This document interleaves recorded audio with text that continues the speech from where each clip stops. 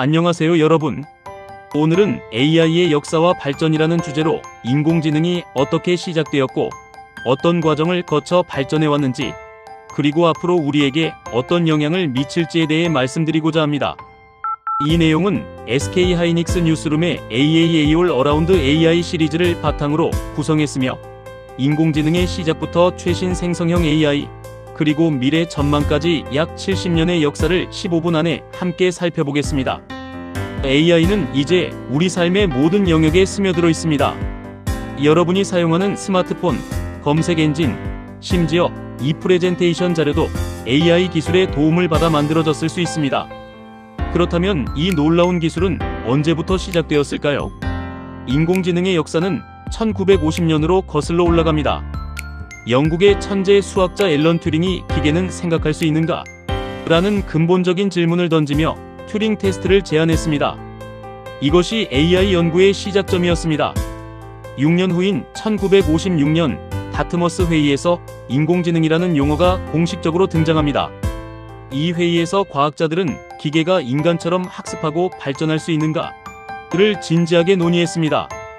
1957년 프랑크 로젠블렛은 퍼셉트론이라는 모델을 발표합니다. 이는 컴퓨터가 패턴을 인식할 수 있다는 가능성을 실증적으로 보여준 획기적인 순간이었습니다. 하지만 곧 한계가 드러났습니다. 단층 퍼셉트론은 XOR 같은 비선형 문제를 해결할 수 없었죠. 1960에서 70년대는 AI 겨울이라 불리는 침체기였습니다. 컴퓨팅 성능의 한계, 충분하지 않은 데이터, 그리고 논리 체계의 복잡성으로 인해 AI 연구는 주춤했습니다. 1980년대 들어 전문가 시스템이 등장하면서 AI에 대한 관심이 다시 살아납니다.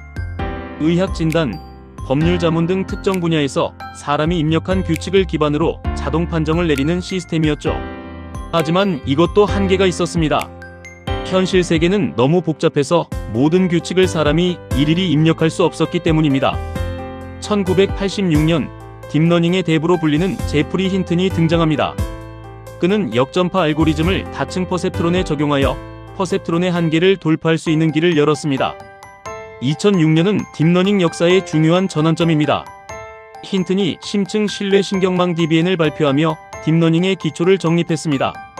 비지도 학습을 통해 각 층을 사전 훈련하는 방식으로 신경망의 학습 속도와 효율성을 크게 높였죠. 그런데 딥러닝이 왜 2010년대 이후 급격히 발전했을까요? 두 가지 핵심 요인이 있습니다. 첫째, GPU의 발전입니다. 원래 게임 그래픽을 처리하기 위해 만들어진 GPU가 병렬 연산에 강하다는 점이 주목받았습니다. 딥러닝은 반복적인 계산이 필수인데 GPU의 병렬 계산 구조가 완벽하게 들어맞았던 거죠. 둘째, 빅데이터의 등장입니다. 1990년대 이후 인터넷이 보급되고 2000년대 스마트폰과 IoT 기기가 확산되면서 데이터가 폭발적으로 증가했습니다. AI는 많은 데이터를 먹고 자라는 기술입니다. 빅데이터는 AI에게 무한한 학습 자료를 제공했습니다. 2012년 이머지 넷 이미지 인식 대회에서 사건이 터집니다. 힌튼 팀의 알렉스 넷이 압도적인 성능으로 우승을 차지합니다. 이미지 인식률 84.7%, 전년도 대비 오류율을 무려 16.4%나 낮춘 것이죠.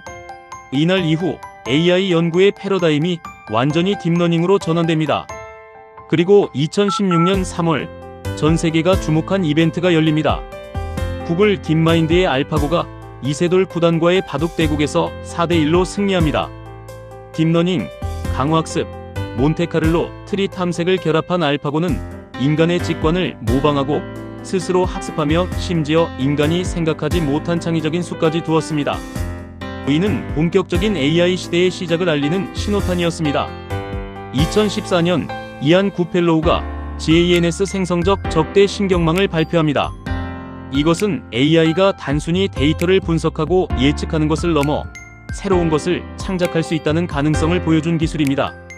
GANS는 두 개의 신경망이 서로 경쟁하며 학습하는 구조입니다.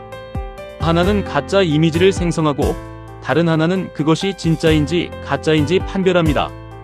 이 과정을 반복하면서 점점 더 정교한 이미지를 만들어내죠. 2017년 자연어 처리의 판도를 바꾼 트랜스포머 모델이 등장합니다. 이것은 어텐션 메커니즘을 사용해 문맥의 중요한 부분에 집중하고 데이터 간의 복잡한 관계를 학습합니다. 트랜스포머는 이후 모든 대규모 언어 모델 LLM의 기초가 됩니다. 2022년 11월 오픈AI가 챗GPT를 출시합니다. GPT 3.5를 탑재한 이 대화형 AI는 일주일 만에 사용자 100만 명, 2달 만에 1억 명을 돌파하며 역사상 가장 빠르게 성장한 서비스가 됩니다. 챗GPT가 특별했던 이유는 무엇일까요?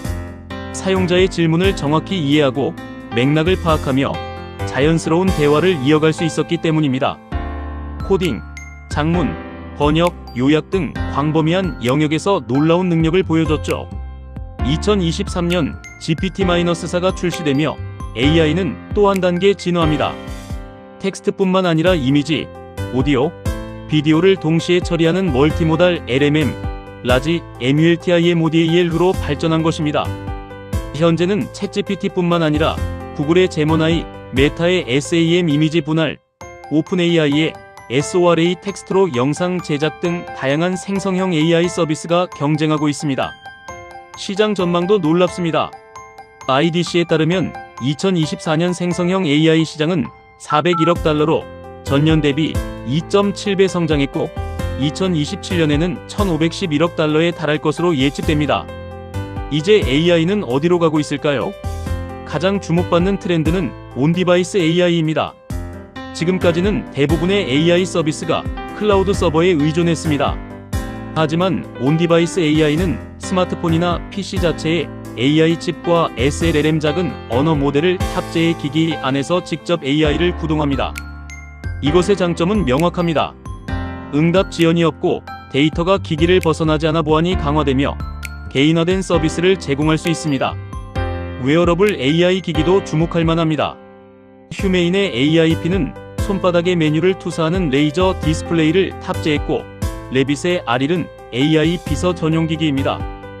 애플의 비전 프로와 메타의 퀘스트는 AI와 혼합 현실을 결합해 새로운 경험을 제공하고 있습니다. 전체적으로 AI 기술은 보편화되고 있습니다. 기능은 상향 평준화되고 사용자 친화성과 접근성은 계속 확대되고 있습니다. 하지만 빠른 기술 발전은 동시에 심각한 사회적 문제를 야기하고 있습니다. 첫째, 딥페이크와 가짜 뉴스입니다. AI가 생성한 정교한 허위 콘텐츠는 사회적 혼란을 조장하고 선거에 개입하며 개인의 명예를 훼손할 수 있습니다. 통계에 따르면 가짜 콘텐츠는 최근 45% 증가했습니다. 둘째, 저작권과 표절 문제입니다. 생성형 AI는 웹에서 크롤링한 수많은 창작물을 학습합니다. 이 과정에서 원 창작자의 권리가 침해될 수 있으며 AI가 생성한 콘텐츠 간의 저작권 다툼도 발생할 수 있습니다. 셋째, 고용 충격입니다. AI는 단순 반복 업무를 자동화하는 것을 넘어 고급 지식 노동까지 대체하기 시작했습니다. 전문가들은 약 30%의 직무가 대체 위험에 노출되어 있으며 약 250만 개의 일자리가 영향을 받을 것으로 예측하고 있습니다. AI는 분명 우리 사회에 엄청난 기회를 제공합니다. 하지만 동시에 예상치 못한 부작용도 가져옵니다. 중요한 것은 기술 발전만큼이나 안전 규범, 윤리적 가이드라인, 그리고 효과적인 거버넌스를 갖추는 것입니다. 우리는 AI에 대한 깊은 이해와 분석을 바탕으로 사회적 논의를 계속해야 합니다. AI가 만드는 세상은 이제 인류의 상상력을 넘어섰습니다. 한 번도 경험하지 못한 미래가 빠르게 다가오고 있습니다.